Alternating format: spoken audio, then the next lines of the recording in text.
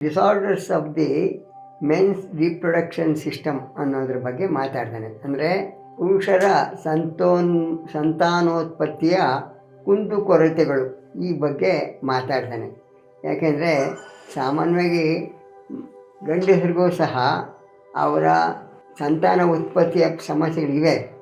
ಅದರಲ್ಲಿ ನಾವು ಹೇಳೋದೇನೆಂದರೆ ವೀರ್ಯದ ಪಥ ಅಂದರೆ ವೀರ್ಯ ಸಾಕ್ತಕ್ಕಂಥ ದಾರಿ ಮತ್ತು ಮೂತ್ರದ ಪಥ ಅಂದರೆ ನಾವು ಮೂತ್ರ ವಿಸರ್ಜನೆ ಮಾಡ್ತಕ್ಕಂಥ ದಾರಿಗೆ ನಿಕಟ ಸಂಬಂಧ ಇದೆ.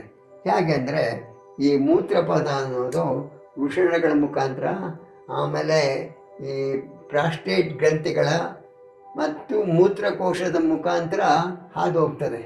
ಇದು ಮೂತ್ರಪಿಂಡಗಳಿಂದ ವಿಸರ್ಜನೆಯಾದಂಥ ಮೂತ್ರ ಮತ್ತು ನಮ್ಮ ಪಿಟ್ಯೂಟರಿ ಗ್ರಂಥಿಯಿಂದ ವಿಸರ್ಜನೆ ಆಗ್ತಕ್ಕಂಥ ವೀರ್ಯದ ಪದ ಒಂದೇ ಆಗಿರ್ತದೆ.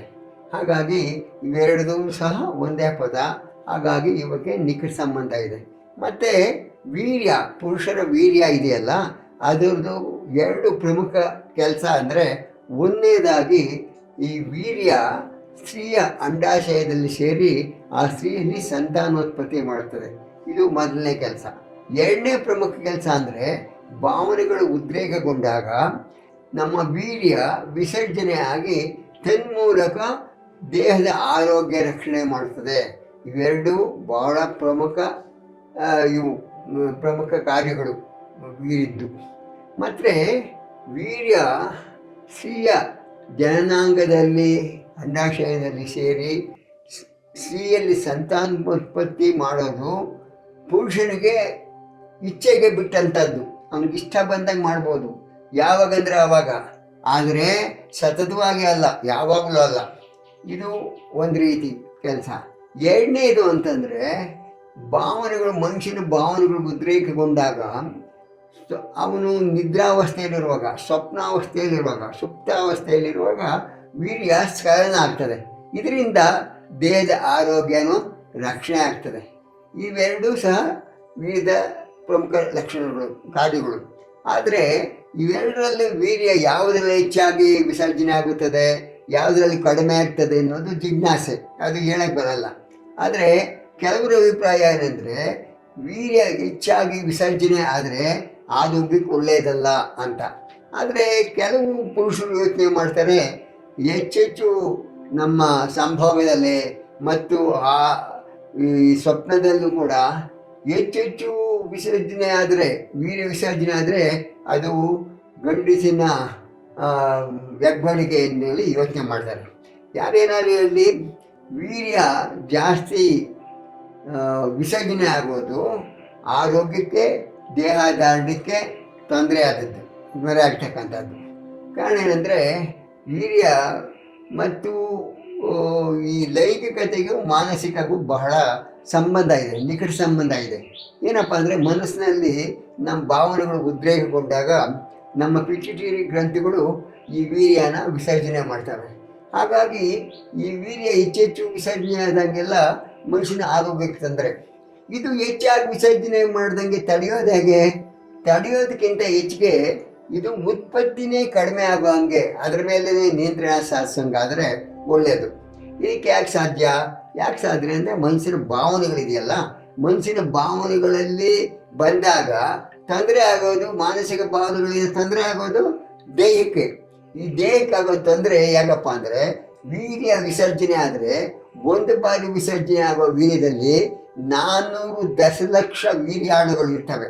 ಹೀಗಾಗಿ ಈ ಶಕ್ತಿ ಸತತವಾಗಿ ಹೋಗ್ತಾ ಇದ್ದರೆ ಮನುಷ್ಯನ ಆರೋಗ್ಯಕ್ಕೆ ಕೊಂದಾಗುತ್ತೆ, ದೇಹದಾರ್ಢ್ಯಕ್ಕೆ ತೊಂದರೆ ಆಗುತ್ತೆ. ಇದನ್ನು ತಡಿಬೇಕಾದಂದರೆ ನಮ್ಮ ಮನಸ್ಸಿನಲ್ಲಿರ್ತಕ್ಕಂಥ ಭಾವನೆಗಳು, ಈ ಲೈಂಗಿಕ ಸಂಬಂಧ ಏನಿದೆ ಭಾವನೆಗಳಿಗೂ ಲೈಂಗಿಕತೆಗೂ, ಇದನ್ನೇ ತಡೆಗಟ್ಟಬೇಕು. ಇದನ್ನು ತಡೆಗಟ್ಟೋದು ಹೇಗೆ? ನಮ್ಮ ಪಿಟ್ಯೂಟರಿ ಗ್ರಂಥಿಗಳಲ್ಲಿ ಮನಸ್ಸಿನಲ್ಲಿ ಭಾವನೆ ಬಂದಾಗೆಲ್ಲ ಇದು ಹೆಚ್ಚು ಉತ್ಪಾದನೆ ಆಗ್ತದೆ. ಹೆಚ್ಚು ಉತ್ಪಾದನೆ ಆದಾಗೆಲ್ಲ ವೀರ್ಯ ಅದು ವಿಸರ್ಜನೆ ಆಗ್ತದೆ. ಇದನ್ನು ತಡೆಯೋದಕ್ಕೆ ಇರ್ತಕ್ಕಂಥ ಒಂದೇ ರೀತಿ ಅಂದರೆ ಯೋಗ. ಯೋಗದಿಂದ ದಿನ ಯೋಗ ಮಾಡಿದೆ ಆದರೆ, ನಿತ್ಯ ಯೋಗ ಮಾಡಿದೆ ಆದರೆ ನಮ್ಮ ರಕ್ತ ನಾಳಗಳ ಮೇಲೆ, ರಕ್ತ ಸಂಚಾರದ ಮೇಲೆ, ನಮ್ಮ ಭಾವನೆಗಳ ಮೇಲೆ, ಮನಸ್ಸಿನ ಮೇಲೆ ನಾವು ಇಟ್ಕೊಳ್ಬೋದು. ಹಾಗೇನೇ ಭಾವನೆಗಳ ಮೇಲೆ ಹಿಡಿತಾ ಬಂದಿದ್ದೆ ಆದರೆ ನಮ್ಮ ಪಿಚ್ಯುಟರಿ ಗ್ರಂಥಿಗಳ ಮೇಲೂ ಹಿಡಿತಾ ಬಂದು ಅಲ್ಲಿ ಈ ವೀರ್ಯ ಉತ್ಪಾದನೆ ಆಗೋದನ್ನೇ ನಾವು ತಡೀಬೋದು. ಆದ್ದರಿಂದ ವೀರ್ಯನ ವಿಸರ್ಜನೆ ಆಗೋದಕ್ಕಿಂತ, ವೀರ್ಯ ವಿಸರ್ಜನೆ ಮಾಡೋದು ತಡೆಯೋದಕ್ಕಿಂತ ವೀರ್ಯ ವಿಸರ್ಜನೆ ಆಗೋದು ಮೊದಲೇ ಉತ್ಪತ್ತಿ ಆಗೋದನ್ನೇ ತಡೆಯೋದು ಬಹಳ ಮುಖ್ಯ ಆಗಿದೆ. ಕಾರಣ ಏನಪ್ಪ ಅಂದರೆ ಈ ಯೋಗದಲ್ಲಿ ದೇಹ ಶುದ್ಧಿ, ದೇಹದ ಜೀರ್ಣಾಂಗಗಳು ಮತ್ತು ವಿಸರ್ಜನೆಗಳು ಇವನ್ನೆಲ್ಲ ನಾವು ನಿಯಂತ್ರಣ ಮಾಡಿದ್ದೆ ಆದರೆ ನಮ್ಮಂಚಿನ ಭಾವನೆಗಳು ಮತ್ತು ಅದರಿಂದ ಪಿಚ್ಯುಟರಿ ಗ್ರಂಥಿ ಮೇಲೆ ಆಗ್ತಕ್ಕಂಥ ಭಾವನೆಗಳು ತಡೀಬಹುದು. ಹಾಗಾಗಿ ಯೋಗ ಬಹಳ ಮುಖ್ಯ. ಈ ವೀರ್ಯ ವಿಸರ್ಜನೆ ಮತ್ತು ವೀರ್ಯನ ನಾವು ತಡೆಯೋದಕ್ಕೆ ಮತ್ತು ಅಡ್ವಸ್ನಲ್ಲಿಟ್ಕೊಳ್ಳೋದಕ್ಕೆ, ವ್ಯರ್ಥ ಮಾಡದೇ ಇರೋದಕ್ಕೆ ಯೋಗ, ಪ್ರತಿನಿತ್ಯ ಯೋಗ ಮಾಡೋದು ಬಹಳ ಮುಖ್ಯ. ಯೋಗ ಹೇಗೆ ಅಂದರೆ ಪ್ರತಿನಿತ್ಯ ನಾವು ಬೆಳಗ್ಗೆ ಎದ್ದು ತಣ್ಣೀರಲ್ಲಿ ಸ್ನಾನ ಮಾಡಿ 12 ಸುತ್ತು ಸೂರ್ಯ ನಮಸ್ಕಾರ ಮಾಡಬೇಕು. ಮತ್ತು ಯೋಗಾಸನಗಳು ಹೇಗೆ ಅಂದರೆ ಯೋಗಾಸನ ಮೊದಲು ಪ್ರಾರಂಭದಲ್ಲಿ ಪವನಮುಕ್ತಾಸನ ಮಾಡಬೇಕು. ಆನಂತರ ಸ್ವಲ್ಪ ಈ ಸೂರ್ಯ ನಮಸ್ಕಾರ ಮಾಡೋದು. ಸೂರ್ಯ ನಮಸ್ಕಾರ ಆದಮೇಲೆ ನಾವು ಸಿದ್ಧಾಸನ ಮತ್ತು ಇದು ವಜ್ರಾಸನ ಇವುಗಳನ್ನ ಅಭ್ಯಾಸ ಮಾಡಬೇಕು. ಇವೆರಡು ಅಭ್ಯಾಸ ಮಾಡಿದ್ದಾದಮೇಲೆ ನಾವು ಶಶಾಂಕಾಸನ ಮತ್ತು ಪಶ್ಚಿಮೋತ್ತಾನಾಸನ, ಮತ್ಸ್ಯಾಸನ ಮತ್ತು ಅರ್ಧಮತ್ಸ್ಯೇಂದ್ರಾಸನ ಮತ್ತು ನಾವು ಪಾದ ಹಸ್ತಾಸನ ಮತ್ತು ಪಾದ ಹಸ್ತಾಸನ ಜೊತೆಗೆ ನಾವು ಶಶಾಂಕಾಸನ, ಭುಜಂಗಾಸನ ಮತ್ತು ಗೋಮುಖಾಸನ ಈ ಆಸನಗಳು ಮಾಡಿದ್ದೆ ಆದರೆ, ಪಾದ ಹಸ್ತಾಸನ, ತಾಡಾಸನ ಈ ರೀತಿ ಪ್ರತಿದಿನವೂ ಆಸನಗಳು ಮಾಡಿದ್ದೆ ಆದರೆ ನಮ್ಮ ಮನಸ್ಸಿನ ಮೇಲೆ, ದೇಹದ ಮೇಲೆ ಎರಡೂ ಪ್ರಭಾವ ಬರುತ್ತದೆ.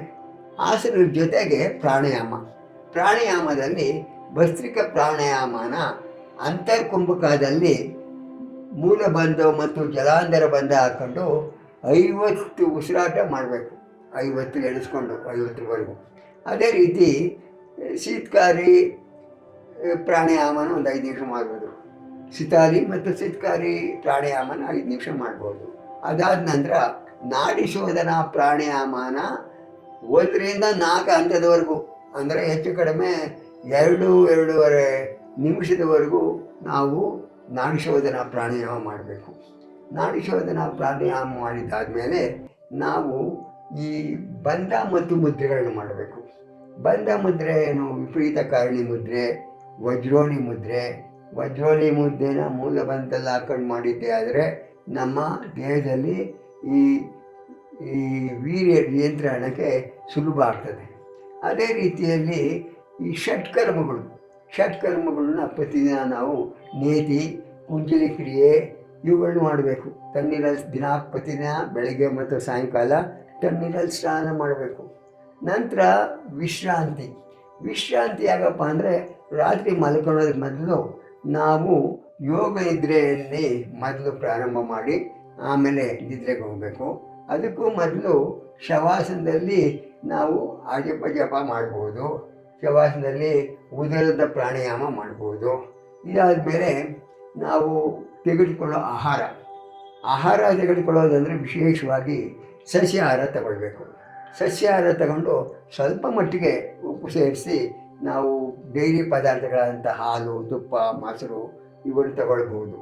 ಆದರೆ ಮೊಟ್ಟೆ, ಮಾಂಸ ಮತ್ತು ಕರ್ದ ವಸ್ತುಗಳು, ಮಸಾಲೆ ವಸ್ತುಗಳು ಇವು ತಗೊಳ್ಬಾರ್ದು. ಯಾಕೆಂದರೆ ಅವು ಕಾಮೋದ್ರೇಕ ಮಾಡ್ತಕ್ಕಂಥವು. ಮತ್ತು ಈ ವೀರ್ಯನ ನಾವು ತಡೆಯೋದಕ್ಕೋಸ್ಕರ ಅಥವಾ ನಿಯಂತ್ರಣ ಮಾಡೋದಕ್ಕೋಸ್ಕರ ಮಾಡಬೇಕಾದ ಕೆಲಸ ಅಂದರೆ ಅಮರೋಲಿ. ಪ್ರತಿದಿನ 1 ಗ್ಲಾಸಷ್ಟು ಬೆಳಗ್ಗೆ ಎದ್ದು ಮದ್ಯ ಮೂತ್ರನ ಸೇವನೆ ಮಾಡಬೇಕು.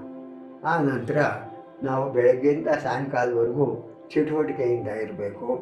ಮತ್ತು ರಾತ್ರಿ ವಿಶ್ರಾಂತಿ ತಗೊಳ್ಳುವಾಗ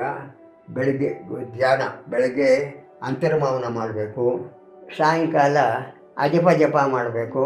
ಹೀಗೆ ಧ್ಯಾನ ಮಾಡ್ಬೋದು.